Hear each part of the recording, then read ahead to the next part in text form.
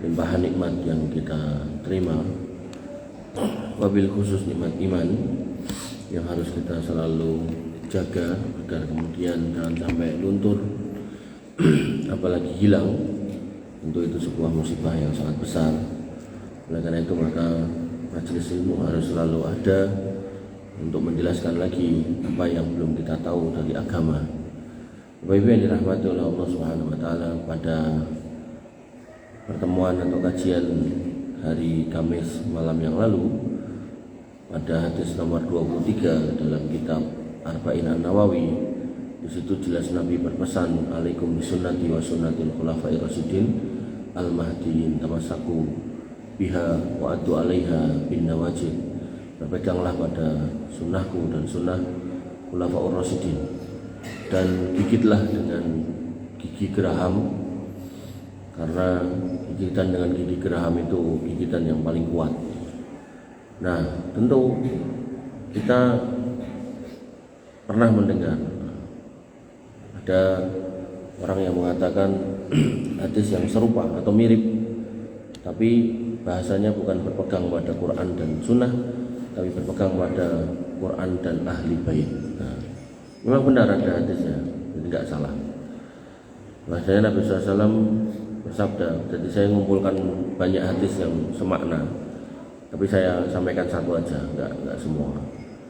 Nabi SAW berkata atau bersabda, inni usiku an ud'a fa ujiba wa inni tarikun fikum as-saqalain. Sungguh hampir saja aku dipanggil dan aku menjawabnya. Artinya panggil oleh Allah, dan menjawab ya berarti meninggal.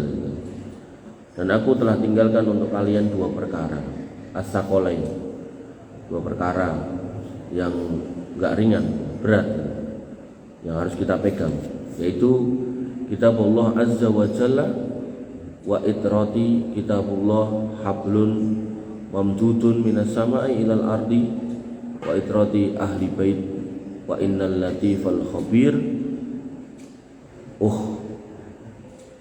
akhbaroni annahuma la yatafarraqu hatta yarida alayya al-haud fanduruni bima takhlufuni fihima.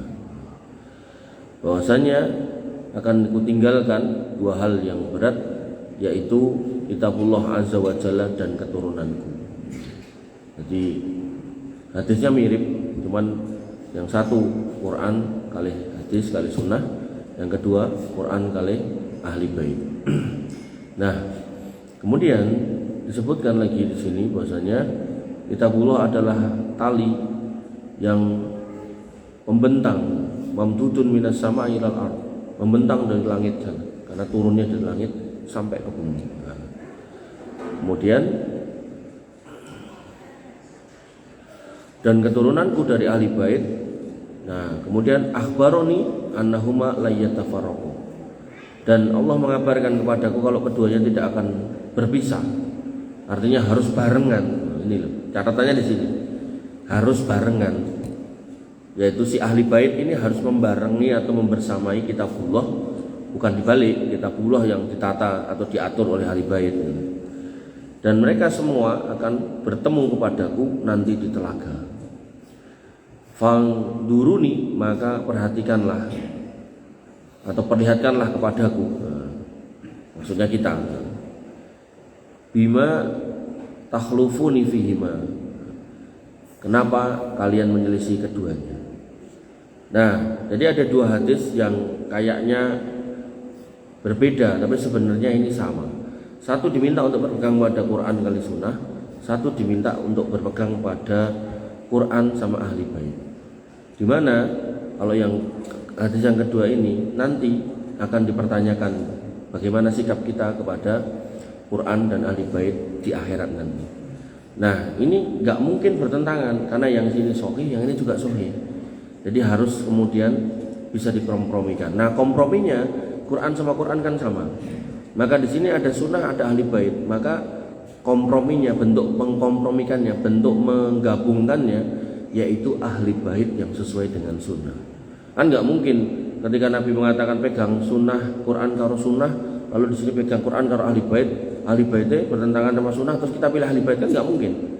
Atau sebaliknya, kemudian kita nggak memperhatikan ahli bait juga nggak mungkin. Artinya kita tetap harus memperhatikan adanya ahli bait, gitu kan. Tapi ahli bait juga harus kita perhatikan sikapnya, sifatnya, apakah sesuai dengan sunnah atau tidak. Sebagaimana panjenengan juga memaklumi atau mengerti atau memahami yang namanya Abu Jahal itu pamannya Nabi, ternyata yo kafir. Yang namanya Abu Thalib itu ya pamannya Nabi, ternyata yo kafir. Itu cara ahli bait atau keluarga Nabi ya tetap keluarga, tapi yo kafir gitu kan. Maka Bapak Ibu yang dirahmati oleh Allah Subhanahu wa taala. Nah, penjelasan saya ini diperjelas atau ditegaskan dalam hadis yang ada di dalam kitab Sunan Abu Dawud, hadis nomor 3704. Derajat hadisnya sahih. An Abdullah ibni Umar, dari Abdullah bin Umar, an ibni Umar, putranya Umar bin Khattab radhiyallahu anhu qala, dia berkata, "Kunna qu'udan inda Rasulillah sallallahu alaihi wasallam."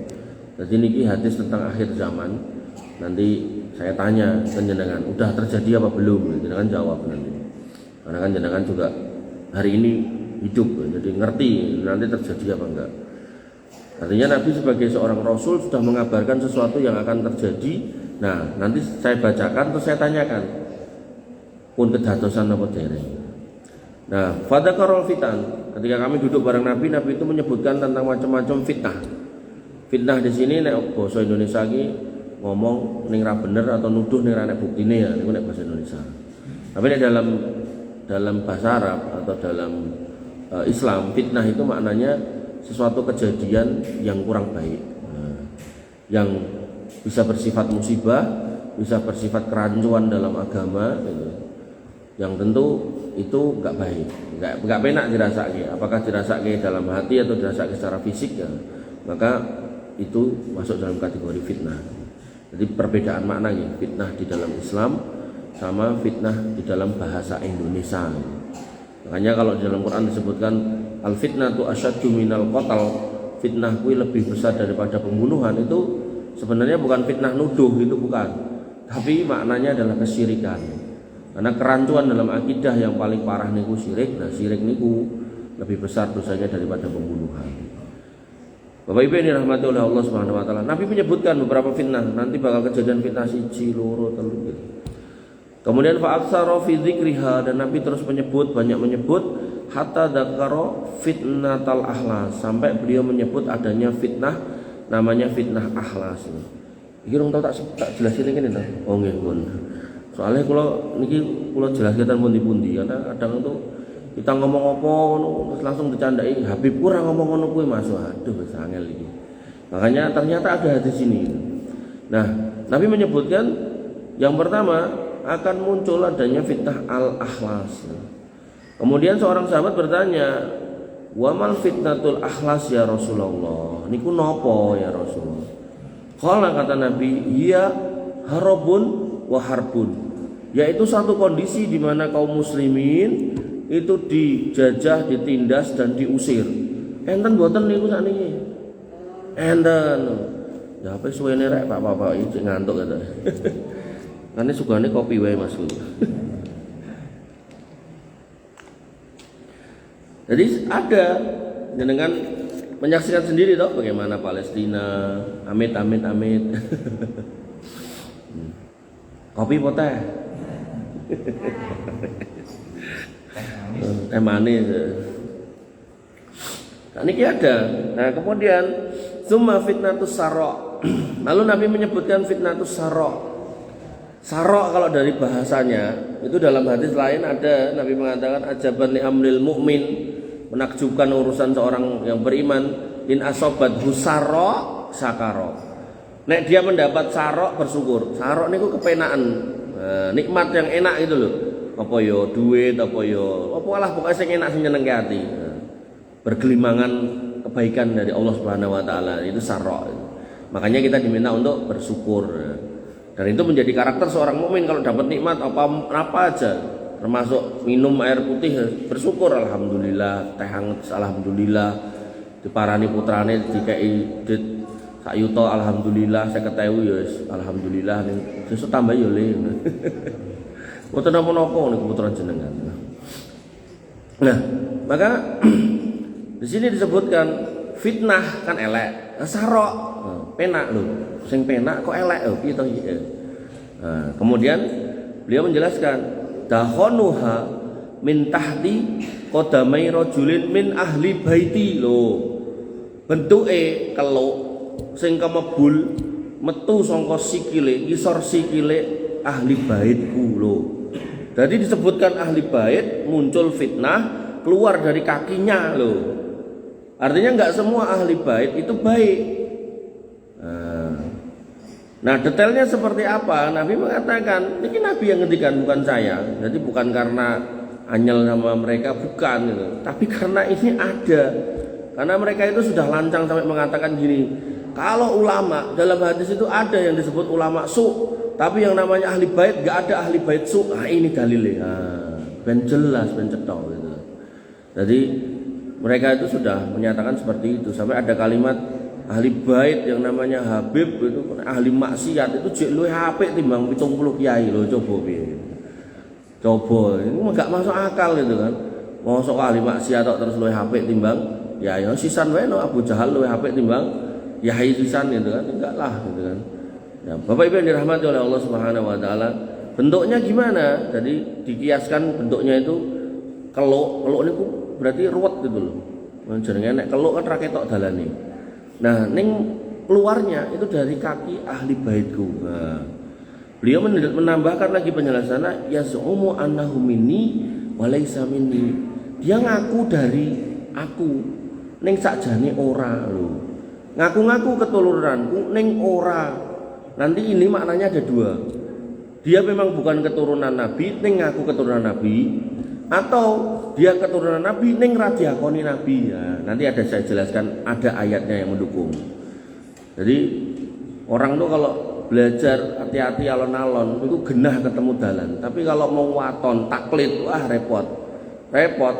Gue jelas Nabi Isra Mi'raj umur hidup sekali, kok dia ngomong 70 itu terus piye? Oh, guru kami Al-Imam Al-Faqih Muqaddam was dalam sehari itu melakukan mi'raj, bertemu dengan Allah sehari 70 kali. Wah, piye ceritane gitu kan. Nabi SAW itu sebagai manusia terbaik itu seumur hidup sekali kok ini mung 70 iki piye ceritane. Ngoten niku ketika kita luruskan lah mungkin bini ngamuk-ngamuk ngono. Kowe ngerti apa? Iki wali yo. Aku yo wali murid gitu. Nah, makanya jangan apa istilahnya terbawa sama taklid yang enggak jelas seperti itu gitu. Nah, kita lanjutkan dulu. Wa innama auliyai humul muttaqun. Jadi mereka suka mengatakan kami anak turun nabi, kami wali kan gitu. Jadi nek wis label keturunan nabi, tutukane bar niku waliullah. Nah, Nabi mengatakan enek lho fitnah namanya fitnah sarra. Bentuknya bergelimang dengan harta, kan yang mereka lakukan hari ini toh. Kemudian kemebul metu saka sikile keluargaku. Kemudian konsepnya mereka ngaku ning sakjane dudu dan diperparah lagi Nabi menekankan wa innama auliyai humul muttaqun. Waliku. Dan mereka suka mengatakan wali. Nah, Nabi menekankan waliku. Waliullah kuwi ya, humul muttaqun, orang-orang yang bertakwa. Orang bertakwa itu asasnya dua.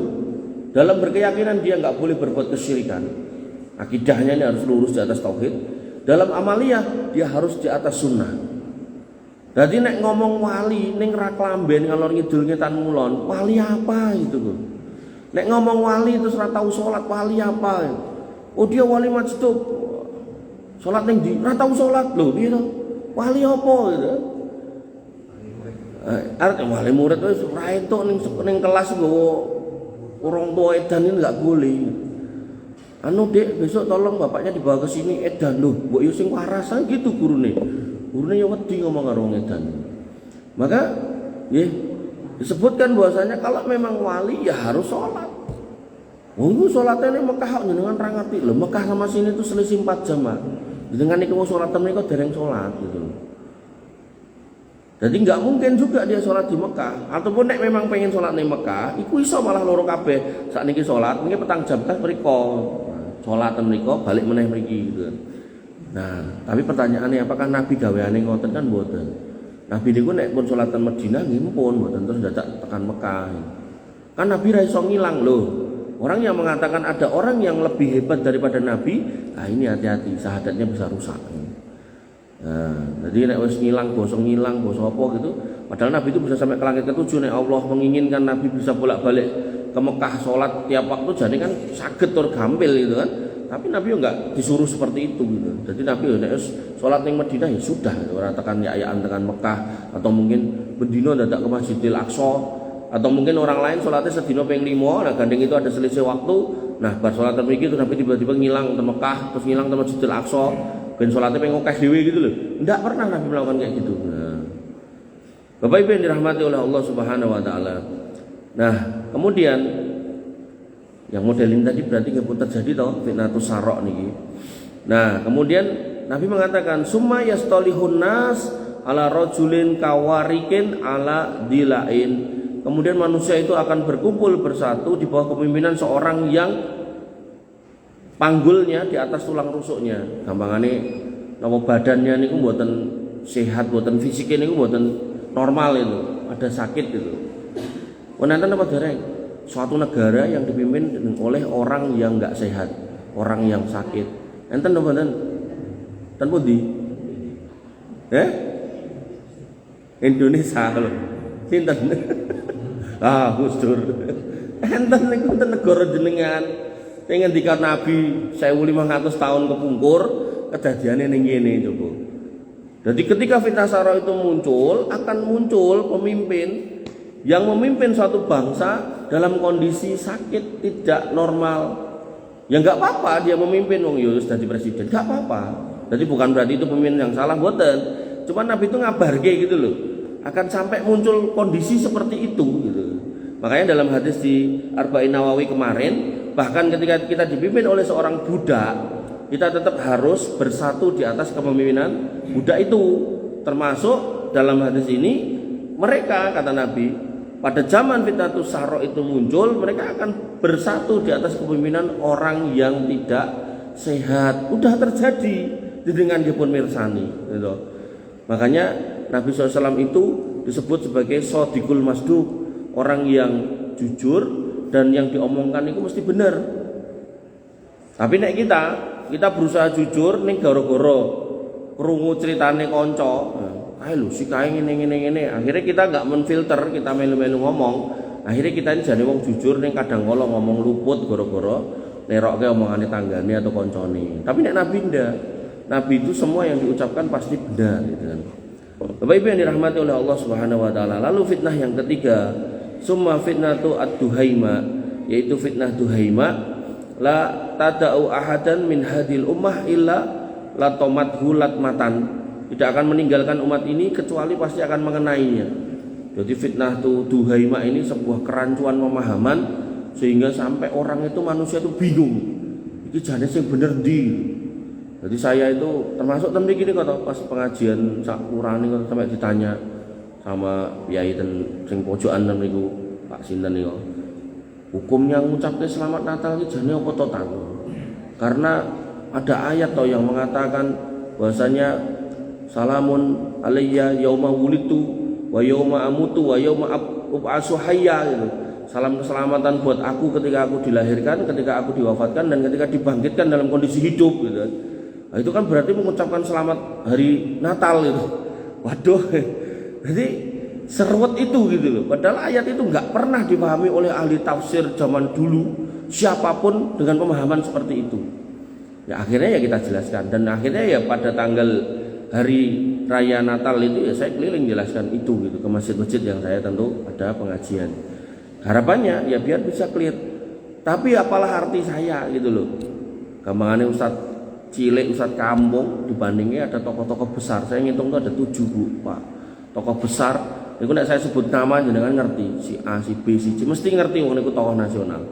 Mereka semua mengatakan ngucap Natal iki rapopo, ora masalah, demi kerukunan gitu. Lah apa nek kita nggak ngucap Natal terus kita sesuk padu sama tetangga kita yang non muslim, kan enggak. Kan setelahnya saya jelaskan bagaimana kemudian kita juga harus berbuat baik sama orang non muslim. Kita nggak boleh menganiaya mereka, bahkan kita nggak boleh membunuhnya. Sampai Nabi mengatakan siapa yang membunuh orang kafir di negeri yang damai nggak akan mencium bau surga. Padahal bau surga itu bisa dicium dengan jarak 40 tahun perjalanan yang setara dengan 17 kali ngubungi bumi. Kan itu saya jelaskan juga. Artinya kita juga ada bab toleransi, tapi tidak termasuk dalam toleransi yang harus kita lakukan adalah mengucapkan selamat hari raya mereka. Jadi toleransi kita itu ya kita bersikap baik sama mereka. Mereka butuh bantuan kita tolong, mereka melakukan ritual agamanya nggak kita ganggu, dan seterusnya. Ada sekitar 20-an poin kalau nggak salah. Nah maka di situ toleransi kita itu bab muamalah. Tapi kalau udah bab akidah ya jangan dicampur aduk gitu. Nah Nabi mengatakan itu akan mengenai kalian semua. Kemudian sahabat bertanya, in qadot tamadat, kalau itu udah selesai apakah fitnah yang lain udah nggak ada muncul? Kata Nabi, muncul.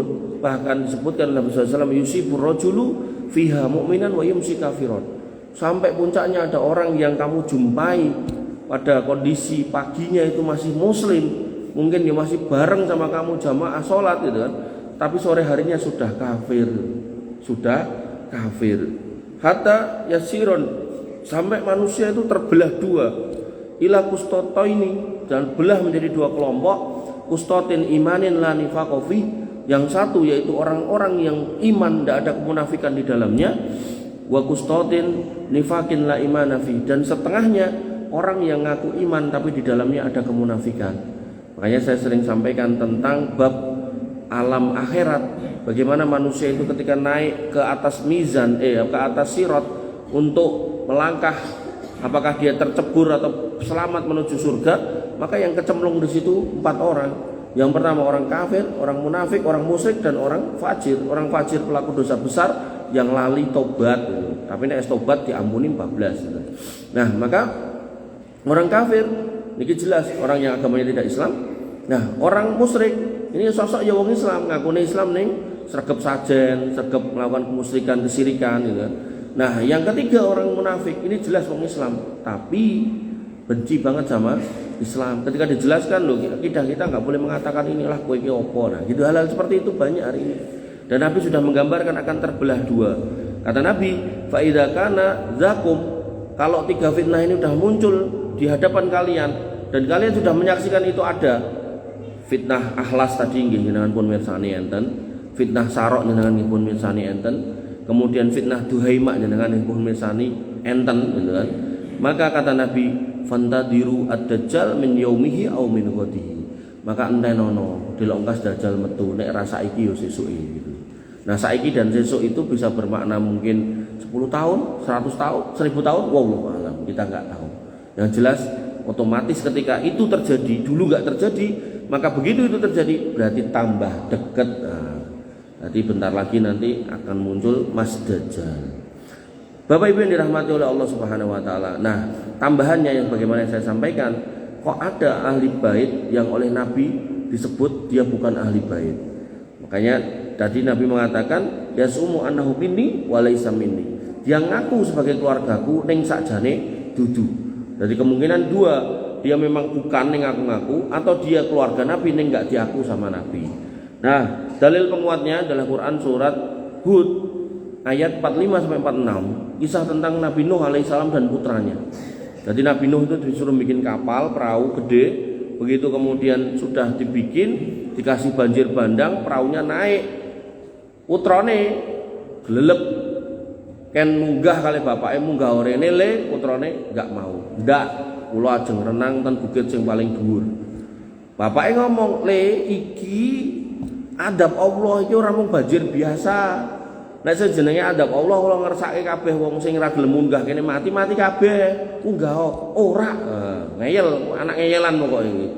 Panjenengan nek gadah putra ngeyelan ya dilembutkan hatinya, jangan sampai ngeyelan. Nah, singkat cerita, anaknya ini benar-benar enggak mau. Nah, Nabi Nuh menghibah kepada Allah Subhanahu wa taala agar Allah Subhanahu wa taala mengampuni anaknya. Nabi Nuh mengatakan dalam Quran surat Hud tadi ayat 45, wa nada nuhu rabbahu qala rabbi inna bani min ahli wa inna wa'dakal haq wa anta ahkamul hakimin. Ya Allah ya Rabbku, sesungguhnya anakku itu yang nggak mau naik ke sini itu keluargaku, dan benar memang darah daging Nabi Nuh gitu kan, termasuk keluargaku, dan sesungguhnya janji engkau itu benar dan engkaulah hakim yang paling adil. Jadi Nabi Nuh ingin menyatakan niku putra saya loh. Barangkali posisi sebagai nabi atau rasul bisa membuat Allah, oh ya wis anakmu tak tulung, kan sok ngoten niku to. Jadi misal putrane sinten dan ajeng daftar napa jenengan tepang kalih piyaiten mriku, Mas titip ya anakku. Ngoten niku to. Padahal jane anake ora patek pinter gitu kan. Di ujian niku Bu, Pak. Ning ranking keri dhewe, tapi kuwi anakku lho Mas. Oh nggih pun. Akhire diunggahke kan ngoten niku to. Enten ngoten niku. Dadi wong ora patek pinter utawa ujian dadi napa, dadi carik napa dadi napa gitu kan. Wah, mergo ya anakku lho, sing pinter-pinter kalah, anake diunggahke. Ampun ngoten niku nggih. Nah, Allah menjawab permintaan Nabi Nuh. Qala, kata Allah Subhanahu wa taala, ya Nuhu innahu laisa min ahli. Kuwi dudu anakmu. Oh, coba. Padahal niku anak kandung. Ning gara-gara ora melu bapakane dalam konteks keimanan, Allah mengatakan kuwi dudu anakmu. Innahu amalun ghairu sholih. Mergone kelakuannya ora sholih. Enggak sholih di sini akidahnya itu loh. Pilihan dalane kok beda karo kowe. Dan kemudian Allah mengingatkan Nabi Nuh, fala tas'alni ma laisa laka bihi ilmun. Aja njaluk ning aku sesuatu sing kowe ki ra duwe ilmune. Ini aiduka antakuna minal jahilin. Tak elekke kowe, aja dadi wong bodho. Maka dalam konteks ayat ini, anak Nabi Nuh yang secara nasab, secara darah benar-benar anak Nabi Nuh, itu Allah mengatakan dudu. Mergo napa? Beda keyakinan. Makanya Nabi tadi mengatakan fitnatus sara, itu fitnah di mana orangnya akan bergelimangan dengan harta, tapi yang terjadi itu sebuah kekeliruan karena depannya ada kata fitnah, dan itu yang lakoni adalah ahli bait yang ngaku keturunan Nabi ning sebenarnya bukan, kata Nabi. Nah, bisa dua, mungkin memang bukan, atau dia sebenarnya keturunan Nabi, ning Nabi menolak pengakuannya. Kenapa? Karena hadis yang tadi ditutup dengan wa inna auliyai humul muttaqun. Orang-orang yang disebut waliku itu wong takwa. Artinya apa? Kalau si Habib itu ngajari tauhid, bukan ngajari kesyirikan, itu insya Allah Habib yang benar. Dan di situ kita harus merapat. Tapi nek Habib yang ngajari kesyirikan, kemusyrikan, yaitu Habib yang salah, nggak usah dirungokke. Apalagi sampai menyebarkan khurafat-khurafat yang nggak jelas, sampai mengatakan Habib Fulan bin Fulan disuruh masuk surga oleh Allah, dia nggak mau. Dia kemudian mencari temannya di neraka dan mengancam neraka. Nek rambok tok ke tak pateni genimu. Wah, ngeri banget ini. Habib apa iki gitu. Malaikat malaikat penjaga neraka, malaikat sinten Mas Sigit. Malaikat Malik aja belum pernah niku nyoba mateni geni neraka, pateni duripke kados putu jenengan ngene dolanan lampu niku. Belum pernah niku malaikat Malik. Malah justru kon jaga genine supaya mboten mati. Oleh karena itu Bapak Ibu yang dirahmati oleh Allah Subhanahu wa taala, ini dalil tegas, dan sebenarnya masih ada dalil-dalil yang serupa yang menunjukkan bahwasanya kekeluargaan tidak menjadi utuh, tidak menjadi langgeng, tidak menjadi benar, bisa terputus karena perbedaan keyakinan. Makanya nggih panjenengan yang hari ini menjadi muhibbin, orang-orang yang mencintai para habib, dicintai dengan porsinya, jangan berlebihan. Kalau habibnya memang mengajak pada kebaikan, mengajak pada Quran dan Sunnah, silakan. Ada Habib seperti itu. Habib sinten nggih, ten Jakarta niku enten. Jadi memang dia berdakwah di atas Quran kali Sunnah niku silakan diikuti.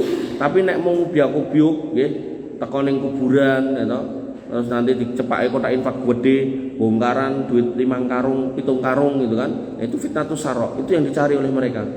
Donyo. Soalnya mereka males kerja, gah kerja. Cara golek duit paling gampang ngumpulke masyarakat gitu. Kemudian dia nek ke acara niki kotak infak sak pirang-pirang wis diseni sak pirang-pirang, sugih-sugih Habib niku ora gelem kerja. Nah, maka jenengan yang sudah belajar harus hati-hati, jangan sampai taklid buta. Jadi kula pun jelasin ngeten iki, metu ke masjid, salah satu masjid ten Solo dicegat Pak karo mukibin. kowe iki bapakmu lulus SMA apa ora? Lulus, mbokmu malah seluruh gitu kan. Tapi kok ilmumu cetek banget tuh. Nah, cetek piye ngono? Lah kok bahasamu ngono kae. Lah piye emang ini? Aku dene kowe ngaji ning ngene Habib Fulan bin Fulan. Lah piye to? Lah ning kono enek wong sing jenggote luwih dawa timbang kowe wis mari. Oh, berarti wong jenggote dawa edan. Jadi apapun yang kita sampaikan Quran Sunnah ketika sudah taklid, wah wis angel, masuk itu susah sekali gitu. Ya, jadi jangan sampai seperti itu, jangan sampai taklid. Kemudian saya dititipi pesan untuk menyampaikan, jadi ada kegiatan. Jadi jangan kan kalau di Dagen ya, Kelurahan Dagen itu kan ada kegiatan pengawasan bareng sak Quran. Nah, niku kegiatan jenengan alhamdulillah menjadi inspirasi buat sejumlah masjid gitu kan. Yang mana masjid itu sebentar, kalau bacanya Masjid Al-Ikhlas Karangturi, Nurul Iman Bulu, Mutakin Ngoro Tengah, Al-Qudus Tegal, kemudian At-Taqwa Jetak, terus enten meneh sing dongeng niku ketinggalan. Iya Mas. Celungan. Oh. Masjid apa jenenge? Lali. Nggih, pokoknya ada 6 masjid gitu kan yang mereka bersepakat untuk mengadakan pengajian bareng-bareng 2 bulan sekali ya. 2 bulan sekali dan urut gitu. Nanti misal jenengan ketempatan ten mriki ya jenengan sing nyengkuyung, jenengan sing nyiapke uga ramenya. Nah, nanti masjid-masjid itu yang ngirim jamaahnya. Dan itu menurut saya baik gitu kan. Jadi kados jenengan yang Dagen itu baik. Jadi ketika masyarakat masih mau bermajelis ilmu, insya Allah yang fitnah yang aneh-aneh itu harusnya itu makin berkurang. Dengan catatan majelis ilmunya nggih ngajar Quran kali hadis sih. Tapi kalau majelis ilmune isine tadi itu Habib-habib ra cetha ya wis gitu kan. Susah ilmunya enggak akan ada ya. Makanya mangke misal jenengan disuwun hadir itu goleke ketingale enten supportnya sak sepur kelinci gitu. Jadi sak masjid diminta untuk menghadirkan jamaahnya 1 sepur kelinci ya. Nah, jadi mungkin dicepake sepur kelinci jenengan kantun nyengklak gitu. Sabtu malam Ahad nggih, ba'da Isya. Jadi Sabtu malam Ahad ba'da Isya. Nggih, jadi mengke pertemuan pengawasan perdanane ten Karangturi. Karangturi Sabtu terakhir akhir bulan. Nah, jadi jenengan sing mboten kersa numpak sepur kelinci, nitih sepur kelinci nggih mang mlipir mriku mboten apa-apa. Kepanggih kali saudara sesama muslim. Saestu. Jadi tadi lho Nabi Nuh dan putranya yang berhubungan darah aja dikatakan oleh Allah kuwi dudu anakmu, maka ya saudara kita ya innamal mu'minuna ikhwah. Jadi jenengan kepanggih kali saudara-saudara sama muslim yang ada di sini. Dan niku mengke Pak Bu niki nggih penggalih kula nggih. Jadi ketika kita meninggal, kata Nabi kalau kita disolatkan oleh 40 orang, maka kita pasti akan mendapatkan syafaat Nabi SAW. 40 orang yang bertauhid gitu. Nah, ngapunten, saya dalam hal ini kan berusaha untuk menyampaikan itu. Jadi misal mriki temane hadis arba'in ya saya sampaikan jangan berbuat kesyirikan. Ten Karangturi temane keluarga ya saya sampaikan keluarga yang baik jangan berbuat kesyirikan. Ten Al-Qudus temane tentang neraka, nek pengen ra mlebu neraka ya aja berbuat kesyirikan. Ten Mutakin saya juga ada kajian ten mriko, temane surga, nek pengen mlebu surga ya aja berbuat kesyirikan. Ten Hulu temane tentang anak soleh, ya saya sampaikan anak soleh kuwi nek pake karo anake ora berbuat kesyirikan. Tapi materi ini panjang ning intine enten ngoten niku. Nah, saya berharap jenengan mriko mubeng niku wau, misal dikabari gitu kan. Ibu fulanah atau bapak fulan dari masjid niki meninggal. Oh sing kae to ketemu ning pengajian. Moro jenengan ora mung disolatke wong 40 malah wong 400. Wah, coba. Nek 40 wae dijamin entuk syafaat, 400 ya genah kon mlebu surga, Bu, Pak gitu. Tapi ngene iki wau syaratnya jenengan mang sowan ten kene sederek jenengan sama muslim niku wau pengaosan, salaman, ketemu nggih, ucap salam dan seterusnya. Mungkin terus mundur, pokoknya ngoten niku. Orang hidup itu cuma itu loh. Jadi disuruh nyari nafkah buat isi perutnya udah terisi, nyari ilmunya dipakai untuk ibadah, kari ngantri wayahe diceluk kari Gusti Allah. Pun niku intine. Dan kita pasti niku marani. Wis boten sah napa ning ngendi le ngantri Mas, aku tak arep teko. Mboten, jenengan teko ora teko tetep diparani wong niku mboten sing ngantri jenengan kudu teko malah jenengan sing diparani gitu kan. Tur nek sing marani jenengan niku nek tangga jenengan dadak dok kula nuwun asalamualaikum gitu. Tapi nek niku wis ora nganggo dak-dok nganti mak dok wayahe Mas Sigit. Ketua takmir Bulu Pak Sigit mpun. Ning mriki sing Sigit niki dereng gitu. Ya mesti ana urutane engko padha-padha Sigit jenenge. Ngoten nggih. Terus berapa bulan yang 1 bulanan yang lalu ketua takmir dan syukur ya niku nggih mpun. Dadi terus mungkin enten melih ten daerah Solo iki ketua takmir nggih mpun. Dadi ketua takmir niku mpun. Nanti mungkin nggih bar niku mandhap sekretarise napa muadzine napa. Niku tenan niku gari enggak usah marani tempat ngantrine jenengan sing digoleki gitu. Wayahmu ngoten nggih. Bapak Ibu yang dirahmati oleh Allah Subhanahu wa taala, monggo pilih mengatakan dengan saged kula aturaken mugi